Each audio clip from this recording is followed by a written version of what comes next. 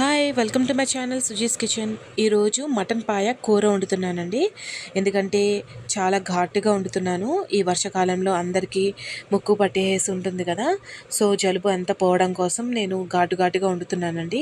చాలా అంటే చాలా ఘాటుగా వండుతున్నాను. సూపర్గా ఉంటుంది టేస్ట్ కూడా. ఈ వర్షాకాలంలో ఇలా వేడివేడిగా ఇలా తింటే సూపర్ ఉంటుందండి. అందరికీ ఇష్టమే అనుకుంటున్నాను. సో నేను ఈ వండే ప్రాసెస్ ఎలా ఎంత సింపుల్గా వండుతున్నానో చూడండి.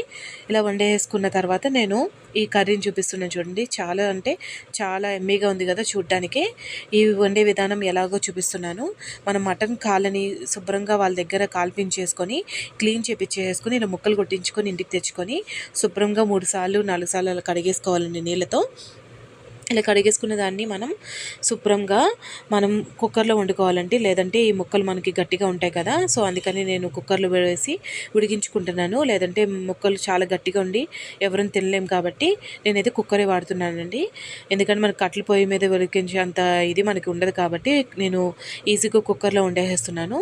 ఇలా 3 సార్లు శుభ్రం చేసేసుకొని దీన్ని కుక్కర్లో వేసేసుకొని కడిగేసిన దాన్ని ముక్కలన్నిటిని వేసేసుకొని ఒక 1/2 టేబుల్ స్పూన్ పసుపు, 3 టేబుల్ స్పూన్ల కారం అండ్ ఘాటుకి సరిపడా అల్లం పేస్ట్ వేసుకొని 2 టేబుల్ స్పూన్లు ఉప్పు వేసుకొని మంచిగా ముక్కలని మునిగేదాకా నీళ్లు పోసుకొని మంచిగా దీన్ని ఒక 10 విజిల్స్ రానివ్వాలండి. ఇలా 10 విజిల్స్ దాకా రానిస్తేనే ముక్క మంచిగా ఉడుకుతుంది. లేదంటే అసలు గట్టిగా ఉండి మనం తినలేము కూడా. సో అందుకని ఇలా ముక్కలు మొత్తం మునిగి ఇలా చూడండి, ఇలా మొత్తం మునగాలండి. మునగలేదు కదా, కొంచెం నీళ్ళు యాడ్ చేస్తున్నాను. ఇలా యాడ్ చేసుకొని నేను మూత పెట్టేసుకొని పొయ్యి మీద వెలిగించుకొని పొయ్యి మీద పెట్టి ఒక 10 విజిల్స్ దాకా నేను రాణిస్తున్నానండి. ఇలా ఇప్పుడు కూర వండుకోవడానికి కావాల్సిన పదార్థాలు: హోల్ గరం మసాలా, ఉల్లిపాయలు, పచ్చిమిరపకాయలు, కరివేపాకు, పుదీనా. ఇప్పుడు ఇది విజిల్ ఆరిపోయిన తర్వాత ఇప్పుడు నేను చూపిస్తున్నాను చూడండి ఎంత మంచిగా ఉడికిపోయిందో. చూసారు కదా, చాలా లేతగా అనిపిస్తుంది కదా ఉడికిపోయి. సో ఇప్పుడు మనం వండుకునే ప్రాసెస్ ఎలాగో చూపిస్తున్నాను.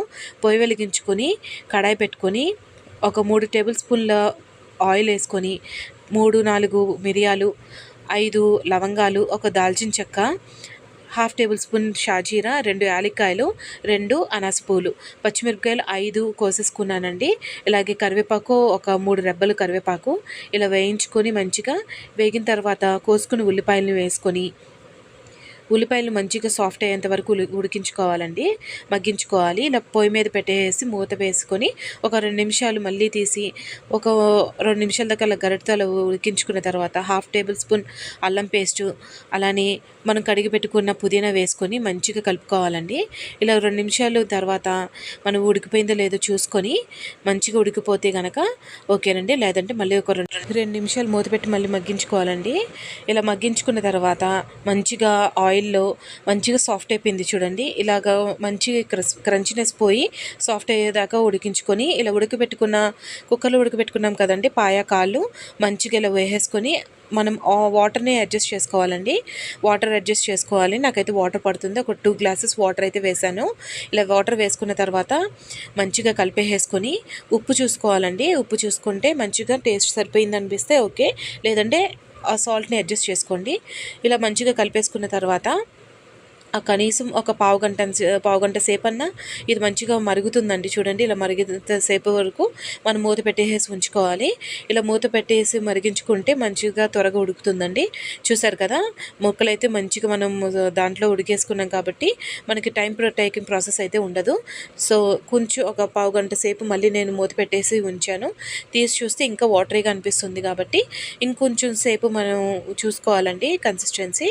చూసారు కదా, కొంచెం అయితే వాటరీగానే ఉన్నాయి కాబట్టి నేను ఇప్పుడు ఒక 10 నిమిషాలు అలాగా మూత పెట్టేసి ఉంచుకొని 10 నిమిషాల తర్వాత మళ్ళీ ఒకసారి అలా తిప్పుకొని చూస్తే మంచిగా మనకి గ్రేవీ కన్సిస్టెన్సీ వస్తే ఓకేనండి. లేదంటే కొంచెం వాటరీగా ఉంటే మళ్ళీ ఒక 10 నిమిషాలు అలా పెట్టుకోండి. ఒక 1/2 table spoon garam masala, mutton masala వేసేసుకొని మంచిగా కలిపేసుకొని ఒక 5 మినిట్స్ మూత పెట్టేసి సిమ్లో పెట్టుకోవాలండి. మూత పెట్టేసి మంచిగా సిమ్లో పెట్టేస్తే అడుగంటకుండా ఉంటుంది. అడుగంటకుండా ఉంటే మంచిగా ఉంటుందండి టేస్ట్. లేకపోతే టేస్ట్ అంతా కూడా మాడిపోయిన స్మెల్ వస్తుంది. సో అందుకని ఈ టైంలోనే మనం కొంచెం సిమ్లో పెట్టేసుకోవాలి. ఇలా సిమ్లో పెట్టేసుకున్న తర్వాత కరెక్ట్గా ఒక 10 నిమిషాలు చాలండి, మనకి మంచిగా టెక్స్చర్ గ్రేవీగా వస్తుంది. చూడండి, చూసారు కదా ఆయిల్ అంతా తేలిపోయింది. సో ఆయిల్ తేలిపోయిందంటే కూర రెడీ అయిపోయినట్టే కదా. కూర రెడీ అయిపోయిందండి. చాలా సింపుల్గా చూపించాను కదా, చూసారు కదా. అందరూ ట్రై చేయండి. నా వీడియో నచ్చితే నా వీడియోకి లైక్ చేయండి, నా ఛానల్ని సబ్స్క్రైబ్ చేసుకోండి, పక్కనే ఉన్న బెల్ ఐకాన్ని క్లిక్ చేయండి. Thank you.